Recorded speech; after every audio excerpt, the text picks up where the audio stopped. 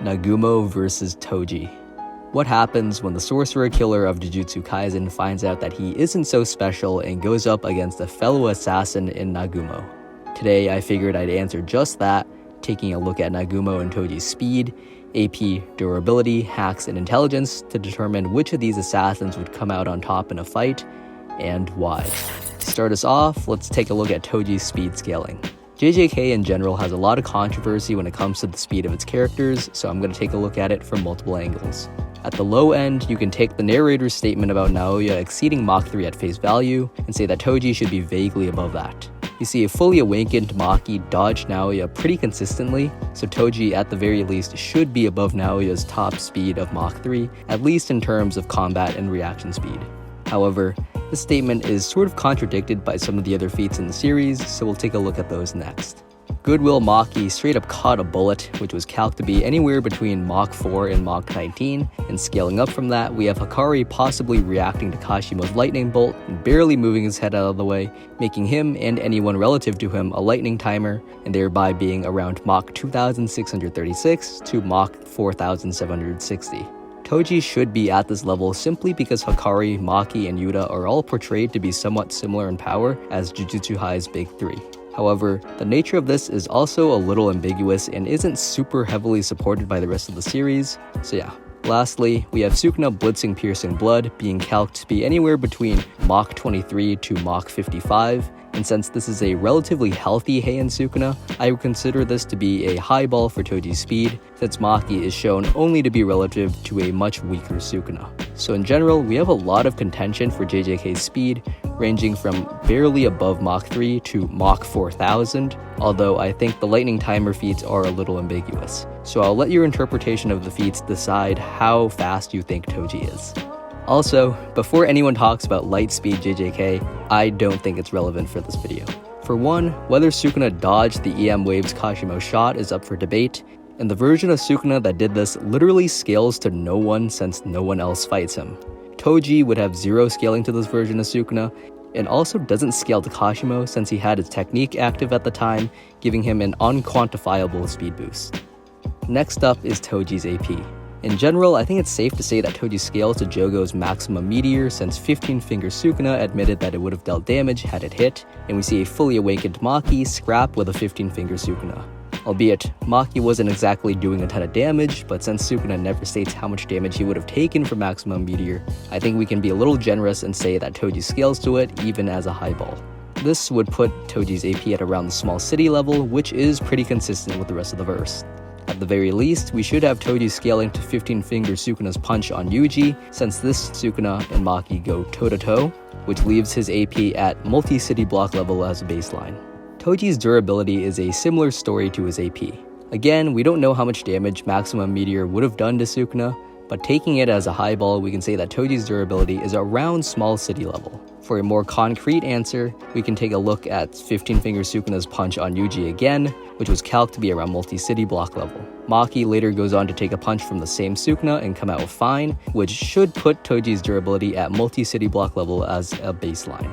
You can make the argument that Sukuna's output was lowered, but that's generally up to the translation you're reading, and it's generally accepted that what Sukuna meant was the output of his technique specifically. For Toji's hacks and intelligence, I'll only go over the relevant ones since Nagumo doesn't have any cursed energy. The major things Toji has going for him in this fight would be his inventory curse, allowing him to carry his soul splitter, which negates conventional durability, his chain of 1,000 miles to massively extend his striking range, playful cloud to just hit really hard, and a bunch of other weapons like swords and guns to potentially harm Nagumo. Additionally, we have Toji's perfected heavenly restriction granting him partial regeneration, since Maki was confident that she'd be able to heal from internal damage in about 5 minutes, meaning that Toji should be able to shrug off any injuries that aren't super lethal, along with his ability to air hop, sense minute movements in the air to predict where people will be, and utilize his 5 senses to a superhuman degree, allowing him to track down his targets with ease. Toji is also a pretty intelligent fighter, considering the fact that he had a counter ready for everything he knew about Gojo's Limitless, and was only caught off guard by Purple since it's such a rare ability. He was also able to instantly deduce the function of Geto's Vengeful Spirit, showing that even in the heat of battle, he's able to make quick calculations. Having scaled Toji, it's time to move on to my GOAT Nagumo. Unlike JJK, Sakamoto Days has a far more consistent speed scaling. Nearly everyone in the verse has shown the ability to casually react to, dodge, or deflect gunfire, so pretty much everyone is hypersonic. We see in chapter 34 that a fat Sakamoto, prior to training with Heisuke and receiving Granny Mia's treatment, was able to block a bullet at point-blank range with a fork. This was calced to be a Mach 18 feat, and Nagumo should be massively faster than this. For one, Granny Mia flat out states that this fat Sakamoto is about 30% of his prime self's fitness level, and that he's way weaker than Nagumo now, which, while not very concrete, does give us an indication that Nagumo should be significantly faster. Doing a little bit of math, we can say that if 30% of Prime Sakamoto's fitness level allows him to move and react at Mach 18, then a hypothetical Prime Sakamoto should be moving at around Mach 60, and Nagumo, while not on par with a Prime Sakamoto, should be relatively close in speed. And as a bit of a really high ball, we have Nagumo possibly being faster than light, since Sakamoto and Kanaguri were bouncing and maneuvering around lasers during their fight, and Nagumo should scale to this since Uzuki stated that he was the Order's second strongest member. The nature of this is super ambiguous, and I don't personally believe this to be consistent with the rest of the series, but I'll leave it here just in case. Moving on to Nagumo's AP, we once again have a pretty easy time scaling it. Fat Sakamoto scales to a building level explosion, so Nagumo automatically upscales from this since he's stronger. At the highest end, we have Takamura casually cutting Tokyo Tower, which was calced to be city block level. Obviously, Nagumo is below this since Takamura is way stronger than him, but the feat exists as a super high ball for Nagumo. Durability is a similar story, with Nagumo being building level on a conservative low ball and being city block level at a high ball. He gets pretty heavily damaged from Takamura's swing, but he isn't one shot, so there is some merit to him being around city block level, especially since he was already weakened from his fight with Gaku, but Nagumo obviously isn't just casually tanking any of Takamura's attacks. Lastly, we have Nagumo's hacks and intelligence. Nagumo, like the other assassins, is able to sense and emit bloodlust, which allows him to be aware of people regardless of if he sees them or not, and also grants him a low level of precog since he can kinda predict enemy movements. Just like Toji, he's got a bunch of weapons ranging from double swords, scythes, axe, an invisible blade to catch people off guard, and a die to distract his opponents. Lastly, Nagumo is a master of disguise, meaning he can change his appearance in an instant, with these disguises being nearly perfect recreations of the person he's impersonating. We see that his Gaku disguise was so good it fooled Uzuki, who's literally known Gaku for like 8+ years, showing just how deceptive Nagumo can be. Nagumo is also a pretty intelligent fighter, being able to deduce that there's a spy in the JAA without having much info on the chairman, along with a few other showings like being the only one to be able to figure out how Koba's poison works, and the trick he played on Gaku by baiting him with his multiple weapons to be able to use the invisible blade. At the very least, Nagumo's trickster fighting style necessitates that he has to be somewhat smart in order for the fighting style to work, so we can work with that. Now, with Nagumo and Toji having been scaled, it's time to see just how they would do in a fight. Just as a side note, I'm allowing Nagumo the ability to see and exercise curses, meaning he can take out any fly heads Toji lets out, along with the inventory curse itself. I think it would just be kinda lame if we made those things invisible and invincible, and would be against the spirit of the battle.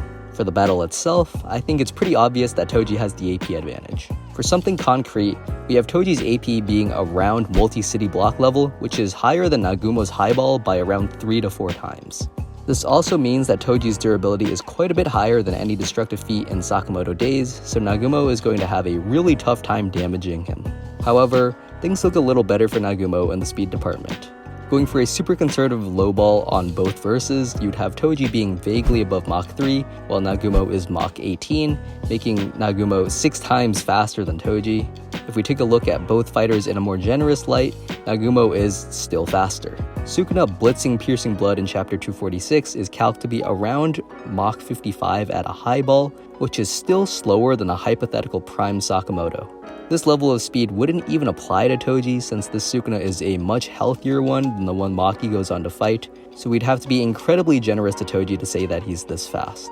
Looking at things more realistically, Nagumo is just dozens of times faster than Toji, unless you want to take into account the lightning timer or light speed feats.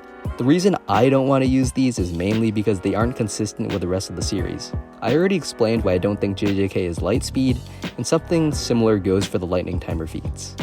The lightning timer feats are just so much faster than anything else that's been shown, especially considering the feat I mentioned earlier of Sukuna blitzing piercing blood.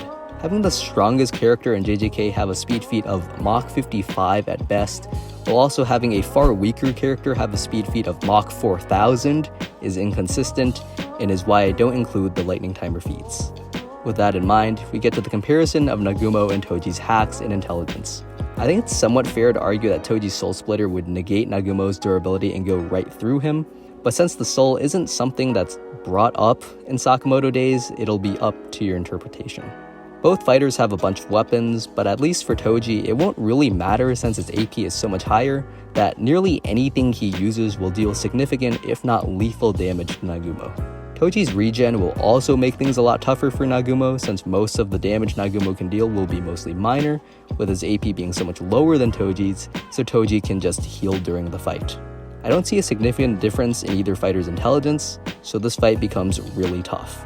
On one hand, you have Toji being 3 to 4 times stronger and more durable than Nagumo, meaning that he'd likely be able to one-shot him with nearly any weapon in his arsenal. However, Nagumo is several times faster than Toji, so Toji is going to have a really tough time landing any hits. Even in endurance, both fighters are really close. Toji's regen should help since most of the damage he would be taking is going to be minor, but a teenage Nagumo was seen fighting Rion and Sakamoto for 9 hours straight without any fatigue, meaning he can continuously damage Toji for as long as he needs to. Ultimately, this fight is going to come down to what you think of each fighter's intelligence. On one hand, I can see Toji deciding to release a bunch of fly heads to try and distract Nagumo for long enough that he can land a solid blow and finish him. But on the other hand, if you think that Sakamoto's proficiency in hitting the weak spots of the human bodies translates to Nagumo, which I think is a reasonable assumption given the fact that these two are consistently portrayed to be relative to each other, then Nagumo might be able to repeatedly blitz the weak spots of Toji's body, dealing more than just minor damage each time and eventually wearing Toji down. Overall, I'd give this fight to Nagumo more times than not, but the gap in strength is extremely close. If Nagumo and Toji fought 100 times, I'd give it to Nagumo maybe 52 to 53 times, with Toji winning the other 47 to 48 times. The fight's outcome mostly depends on who you think is smarter in the heat of battle, and will be able to set up a condition for them to be able to actually deal damage to the other one, and I think Nagumo's overwhelming speed and general skill set primes him for that more often than not. But of course, this is just my take on things, so feel free to tell me why Toji stomps in the comments.